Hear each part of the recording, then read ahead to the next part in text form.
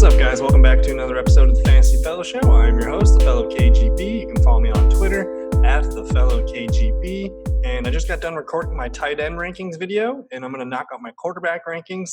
It's Monday evening, July 20th. I'm doing my tight ends and my quarterbacks this week. Next week, I'll be doing running backs and receivers, so stay tuned for that. But for now, we're just going to hop right into the screen share, and we're looking at thefantasyfellowship.com. If you hover over the 2020 content tab, you can hit redraft rankings and you can find all my rankings here. I'm trying to update these by the end of the week. I try to do it every other Friday or so. So those will be fresh by the end of the week. Yeah, you got all your quarterbacks, you got your needs. I only did standard quarterbacks scoring, so you can find all this. I basically just did, the top 36, quarterback threes and whatnot. So you can find all that there, but we're going to be using my my 2020 projections template, which you can access on Patreon for just $10 the rest of July. It'll be $15 starting in August. So if you want to get in early, get the $10 price now. But yeah, you can find the link in the below too as well. But we're just going to kind of roll through my quarterback projections, and I do it standard. I do 4-point passing touchdowns, -2 interceptions. And basically the yardage comes out to where every 25 yards you get a point, but it is, decimal points. So, it's pretty simple at the top. You can argue whether it's Pat Mahomes or Lamar Jackson. So we'll kind of just talk about those guys in a group. And then I kind of have a couple dark horses, that could finish as the quarterback one. But it's all about Lamar Jackson and Patrick Mahomes. I actually have Pat Mahomes ranked just a titch ahead. I mean, look at the points here. If I highlight these, I've got them separated by 0.6 of a point. So it's really pulling hairs for me. I love both guys. I think Pat Mahomes is going to walk in and have a much better season than he did last year. Keep in mind, he kind of struggled to start the year. Tyreek Hill was in and out of the lineup. He had the knee thing going on. So he's going to have a much better season. And then if we kind of filter back to FF today, you see Pat Mahomes averaged 20.4 fantasy points per game last year, which would have been good for third or fourth. That's his floor, basically, is, third or fourth quarterback. So I like Pat Mahomes, as early when he really looks good to me is if I get the first overall pick and I'm sitting at 24-25. I have a hard time passing on Mahomes twice in that situation. So the same can be said for Lamar Jackson. But as far as Mahomes, I like Mahomes more because he's, just the traditional thrower. Whereas with Lamar Jackson, he's got a little bit more injury risk. He's also got, massive touchdown regression probably incoming this year. I still have him at 30 touchdowns. But Mahomes, man, it feels like he's really safe to, almost flirt with 40 touchdowns. He's probably going to lead the league in passing touchdowns. Doesn't turn the ball over much. He's going to flirt with 5,000 passing yards. And then he is kind of, he's wily with his legs.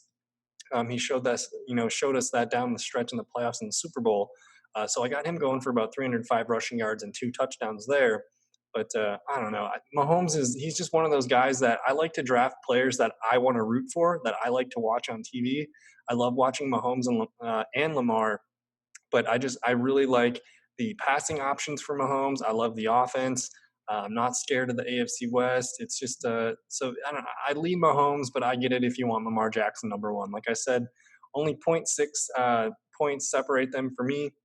So both those guys, I start looking at them at the 24th and 25th overall selection. And I guess we'll talk a little bit about Lamar here. Last year, Lamar, of course, I don't even need to tell you what he did last year, but his numbers in the passing game were very impressive. He was very efficient. He threw just over 3,000 yards, but he had 36 touchdowns to 6 interceptions, and then you're going to add the 1,200 rushing yards and the 7 touchdowns. So that's just ridiculous. I don't really see this 36 touchdown number standing. I did pull it back down to 30. I have him throwing a little bit more interceptions, maybe trying to force things this year. And I did pull down his rushing yards and his rushing touchdowns. So we'll see if he starts to, pull up a little bit more. But again, he's in his prime. He's going to run. He's going to, have some wicked play action. And year 2, Marquise Brown, another year of development with Mark Andrews. They brought in Devin Duvernay. They got year 2 Miles Boykin. Now they got J.K. Dobbins. So they added to the offense. There is a bull case where maybe Lamar has a better season this year, which would just be ridiculous.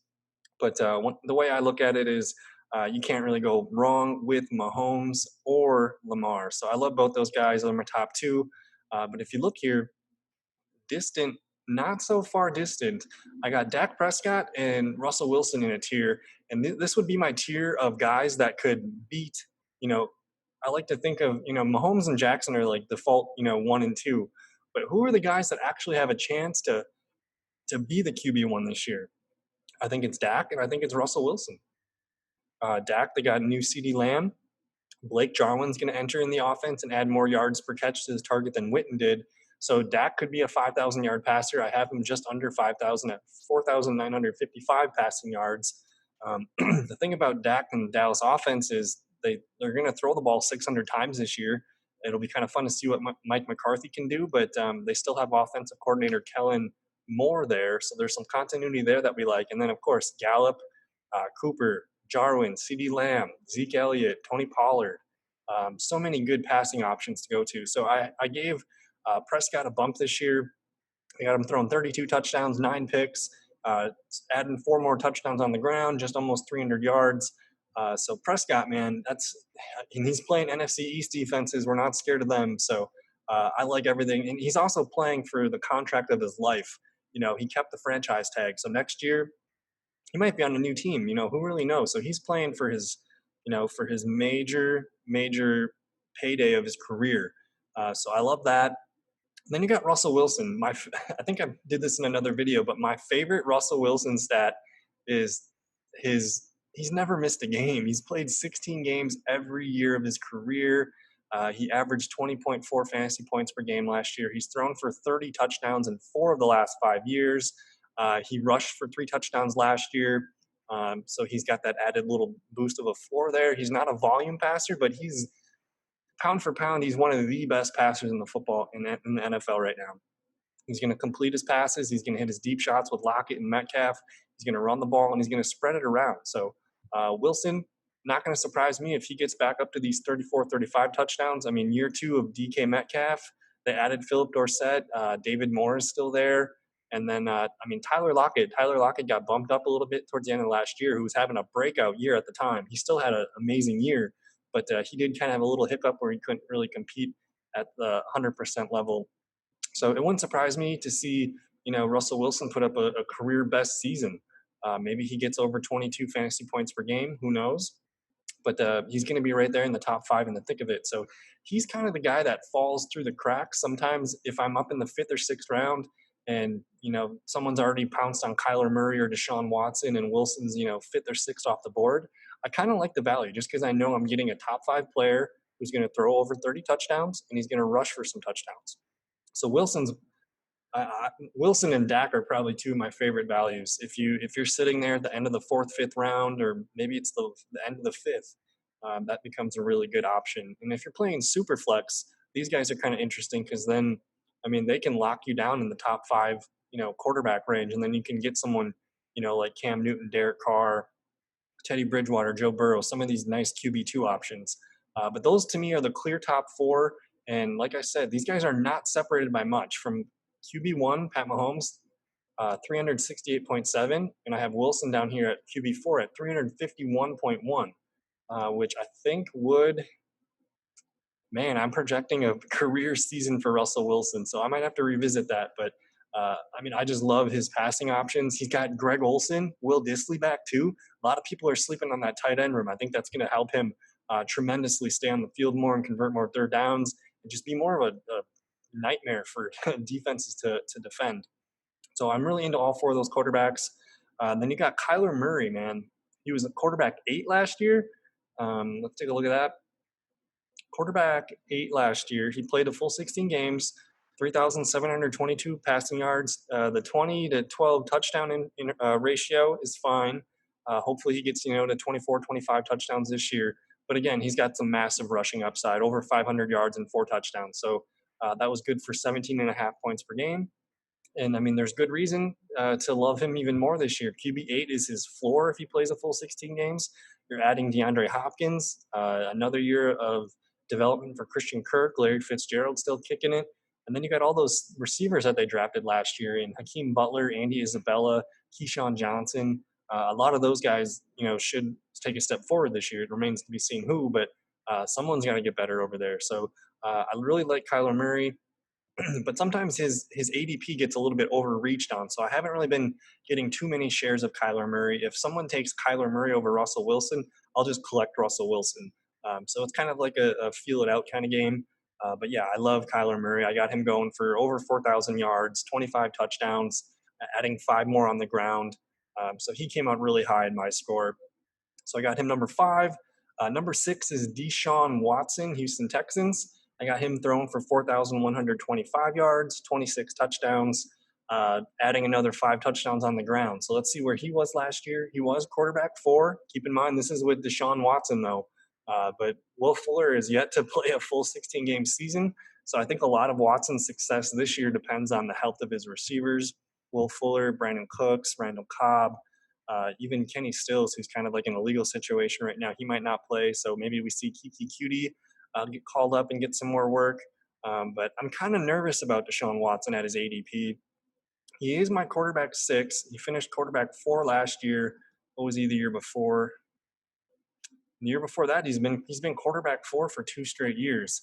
And now you're taking away his security blanket, the best player that he's been able to use the last 2.5 seasons.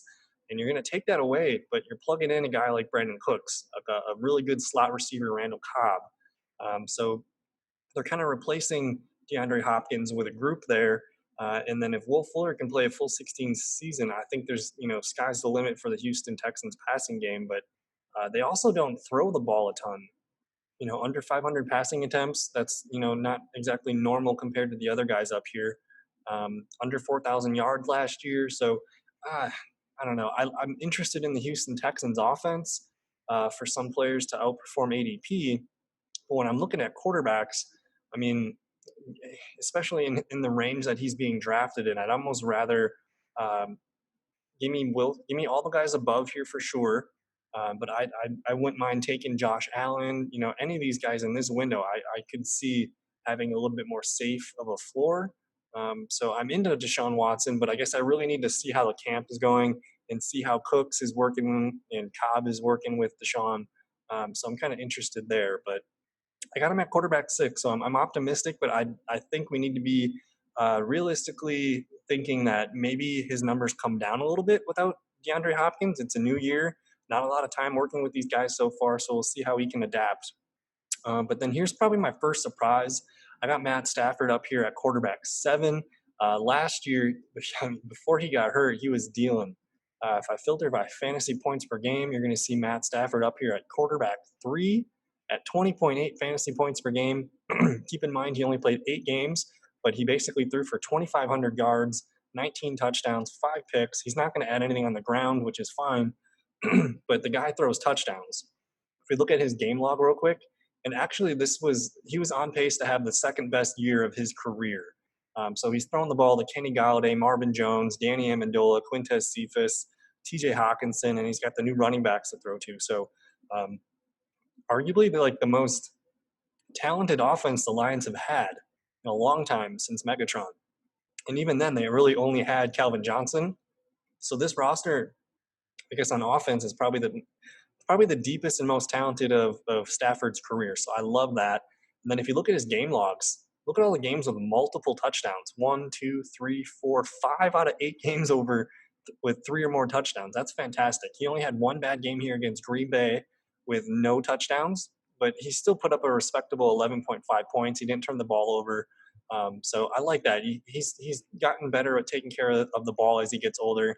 He was kind of, he was labeled injury prone and turnover prone the first few years, but he's really done a good job at keeping that stuff in check. And I don't know. I think half the year of taking off with the back injury, it's going to be good. He's going to feel rejuvenated. And I mean, to consider that he was playing like this with the back injury he's had the last year and a half, I'm all in on Matt Stafford. I guess he's another reason why I'm okay with, waiting or passing on a guy like Deshaun Watson, because I think the top 5 guys I feel really confident about that they're all going to be, pretty much top 5 guys. Maybe Kyler Murray has a little bit of wiggle room there, 5, 6, 7. But outside of those top 5 guys, I think Matt Stafford's got the highest ceiling. So he's been winding up on a lot of my teams lately, and he's being drafted outside of the top 10 quarterbacks. So he's one of my favorite guys to wait on. Number 8 is Tom Brady. I'll just check my time here. 15 minutes in. Okay. So Tom Brady, new team, Tampa Bay. He's going to have probably the best targets he's ever had to throw to in his career, and he's had Randy Moss and Aaron, whatever his name is, and Rob Gronkowski. So Tom Brady's walking into Godwin, he's walking into Evans, he's walking into Gronk, OJ Howard. They got some good secondary receivers there to work with, and then they got a handful of backs that can catch the ball too. So super excited about Tom Brady being in one Tampa Bay, just because we're going to get some good weather games from him down the stretch.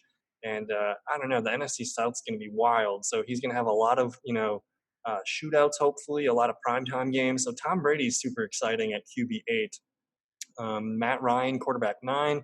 It seems like he's like on an every other year basis where, okay, I'll be down this year, but next year I'm a top 5 quarterback. So he's like another guy like Matt Stafford. He's got top 5 upside this year. I mean, year 3 or 4 of Calvin Ridley, Julio Jones. They brought in Hayden Hurst. We'll see if Russell Gage can hold on to the number 3 spot. But they also brought in Todd Gurley. Ito Smith and Brian Hill are still there. So there's a lot of continuity in this offense, which is my favorite word for 2020. And Matt Ryan presents a ton of upside, especially at his value right now. He's being drafted somewhere in that 8 to 12 quarterback range. He gets all the dome games he can handle, so that's kind of fun. And yeah, man, NFC South quarterbacks. I love all the NFC South quarterbacks this year at value. So he's number 9. Josh Allen down here at number 10. I think this is his floor. I kind of lowballed his projections. I think he's in for a career year, though. I mean, you bring in a guy like Stephon Diggs, and what is Josh Allen's problem?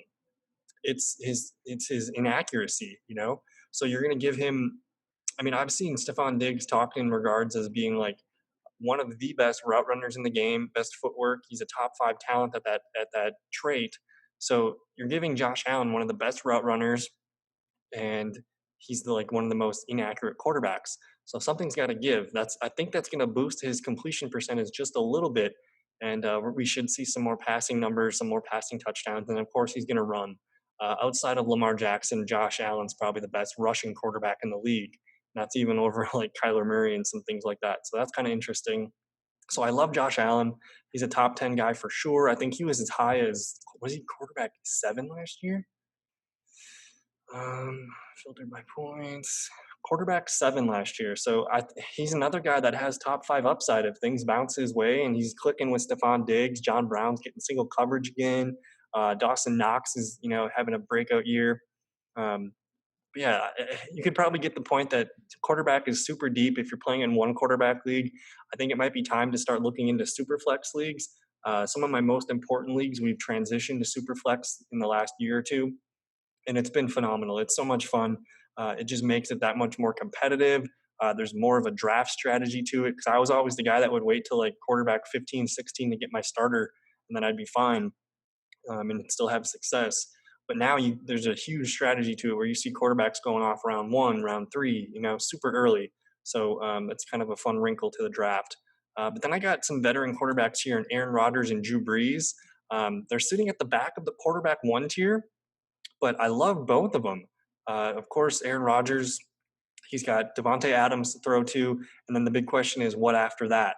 But he's got Aaron Jones, Jamal Williams. Those are fantastic running back pass catchers.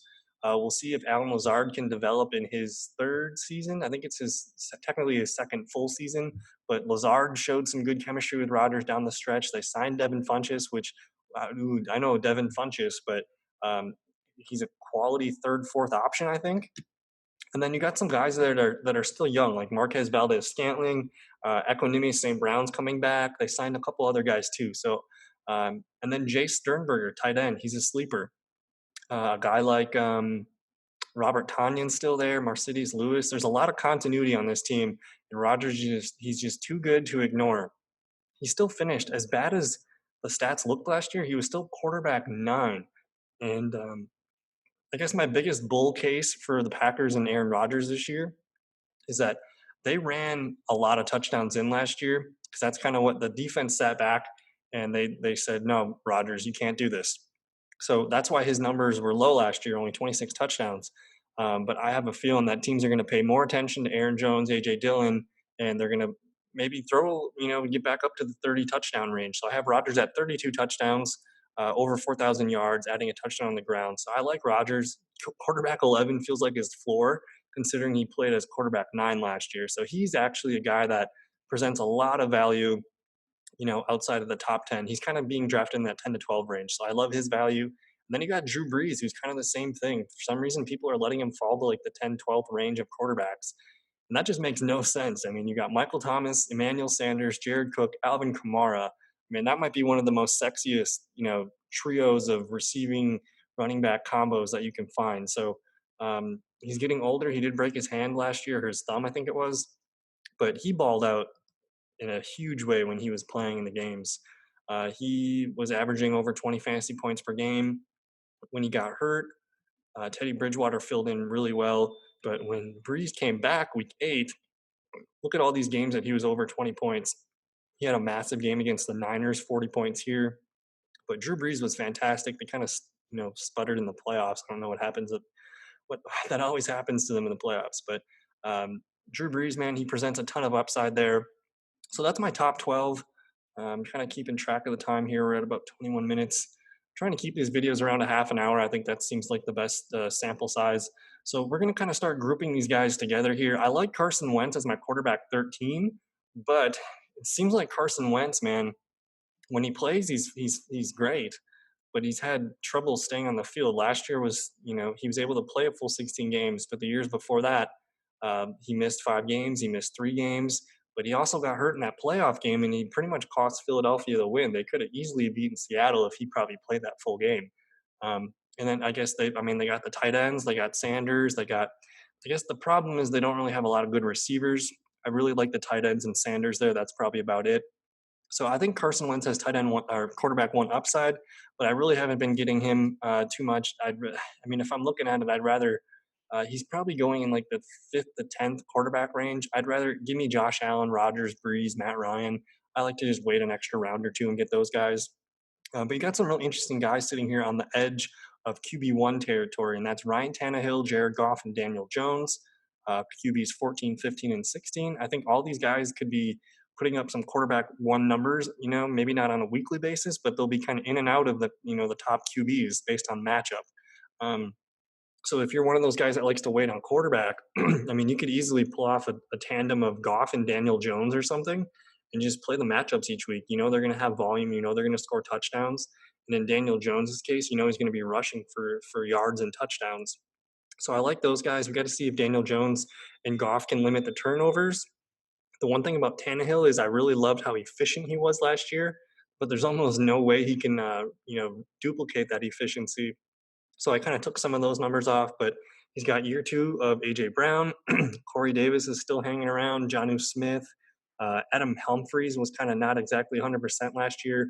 And then Derrick Henry. So that offense, I like it because we know it's going to be on clock, on schedule, run the ball. They're going to get to the red zone often, and that's where Tannehill excelled last year. And he's going to run the ball too. He's going to get some touchdowns and add some yards.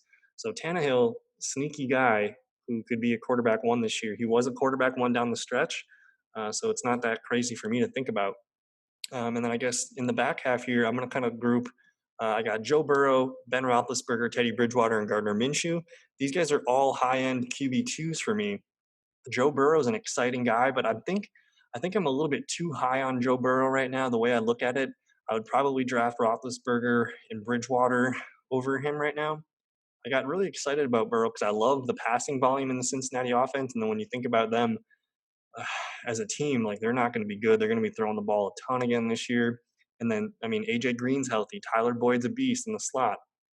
Auden Tate, T. Higgins, John Ross, Alex Erickson, Joe Mixon, Gio Bernard.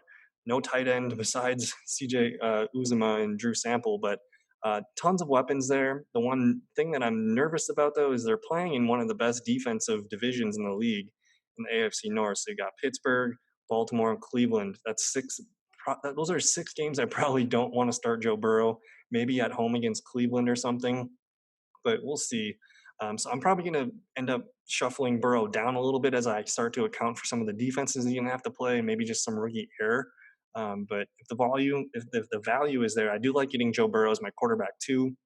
I think that could be a good guy. And if you're playing super flex, Joe Burrow as my quarterback 3 seems like a good deal because, I mean, they do have some good matchups, but those AFC North matchups scare me. And I guess speaking of AFC North, we got Ben Roethlisberger. He might be the guy that could win your league this year just because his value is so dirt cheap. And if you told me before the draft or whenever you draft, before the season starts, if you said Ben Roethlisberger is going to play 15, 16 games this year, I'll tell you he's going to be a top 10 quarterback. He's got Juju Smith-Schuster in the slot. He's got Deontay Johnson year two, James Washington, who actually led the team in receiving last year. But the thing with Roethlisberger is you also kind of have to tie it into James Conner, because I think those two are so tightly linked together for 2020, where if you could tell me both those guys are going to play more than 80% of their games this year, Pittsburgh's going to be going places. They have a lot of talent on offense. That defense is great. And it really just depends on the health of Connor and Roethlisberger. So if everything goes well for these guys, whew, Roethlisberger's got top 10 upside. So I'm super excited about the Pittsburgh offense. I'm not very excited about the 2020 Carolina Panthers, especially on defense. They're not going to be very good. So I kind of view them as a team somewhat like Tampa Bay last year, where they're going to have like nothing to lose kind of thing. Their defense was atrocious in the passing game, so they were always, Jameis turned the ball over a lot, so they were always trying to come from behind or to catch up and try to close out the game. So I think there's going to be a lot of volume in Carolina. And then when you think about McCaffrey, DJ Moore, Curtis Samuel, Robbie Anderson, Ian Thomas. That's a really good core for Teddy Bridgewater to work with. And I guess I'm excited to see what Joe Brady and Matt Rule can do as they kind of try to bring some more college concepts to the NFL. And they got guys like Curtis Samuel and Robbie Anderson to do some crazy fun stuff, whether it's sweeps or not. But it's really hard to predict what the Carolina Panthers offense is going to look like. So sometimes I just kind of like taking the guy that's going to stir the whole drink, and that would be Teddy Bridgewater. So um, high volume offense, not a good defense. There should be a good recipe for a lot of production. Whether it might not equate to wins, but that's kind of the same case for Gardner Minshew, to be honest. Jacksonville might be probably the favorite to be the worst team in the league next year. Their defense is probably it's probably worse than Carolina right now. They've lost so many good players. But the thing about Gardner Minshew is he played really well as a rookie. They basically just threw this kid out there and said, "Okay, let's see what you do." And he ended up finishing here as quarterback 20. He averaged 16.1 fantasy points per game, which as a QB2, that's perfect. That's really all you need. And then if you look on a consistent basis, he only had a couple games where it was no good. Um, we don't really like seeing these 8-point games or this 4 game against the Saints. But for the most part, this guy was hitting 16 to 18 points per game. He had a handful of games over 22 points, and then I really do like that he finished the season strong. He ended up getting 2 out of 3 wins for Jacksonville down the road. So he's like the unquestioned like he is the energy of the team, I think, right now. And he's got some good weapons to throw to. They brought in Tyler Eifert. They brought in Chris Thompson. Leonard Fournette's going to catch passes, and then the receivers, DJ Chark, D.D. Westbrook, Laviska Shenault, Chris Conley. There's enough there, and I'm really not too scared of the defenses in the AFC South. So, and Gardner Minshew can run the ball. He is very underrated there. He had 344 rushing yards last year, over 5 yards per attempt, 0 touchdowns. So I would bet he tacks on a touchdown or 2 in the rushing game this year, and he should be a safe bet to improve on all of his numbers. So I don't care if it's a bad team. There's going to be a lot of production there to be had as they're losing games. So and I guess let's look here at my bottom 4 QB2s. I guess we're looking at Cam Newton, Derek Carr, Philip Rivers, Sam Darnold. These guys are all quarterback twos that we could be streaming at some point. I don't think you're ever going to feel comfortable starting these guys as more than a QB2. But they when they have matchups, it's going to be worth taking advantage of. Cam Newton, we'll see if he can get on the same page with his receivers. But I'm still nervous about that Patriots offense as a whole. It doesn't have a lot of talent on it. Besides Edelman, we'll see if N'Keal Harry can do much. They got young tight ends, and they're going to rely on the running backs a lot. So I'm excited to see Cam Newton, but I don't really know if I'm rushing to get him out on my team. Derek Carr presents a ton of upside here. As he's one of those guys that I could get in a super flex league as my QB2 or QB3, and I'd be stoked about it. Last year, he had almost a career year. He was quarterback 14 in a standard league last year. It's unreal. He had a career high passing yards, 4,054. He beat his old one by 5, whatever. Career high completion percentage. He still needs more touchdowns, but his interception to touchdown ratio has been really good. He did run the ball for 2 touchdowns. So he's got a little bit of a running upside, not too much, but he could get some touchdowns this year on the ground. But I think my number one bull case for Derek Carr is who was he throwing to last year besides Darren Waller and Tyrell Williams for like the 6 games that he played? Not a lot. And now you're going to add Jerry Judy. You're going to add, I mean, Hunter Renfro was there too. So you got Judy, Renfro, Darren Waller, Tyrell Williams is back. Then you're going to add Brian Edwards and Lynn Bowd and Jalen Richard. A lot of good weapon pieces for Derek Carr to grow with. And I'm actually excited.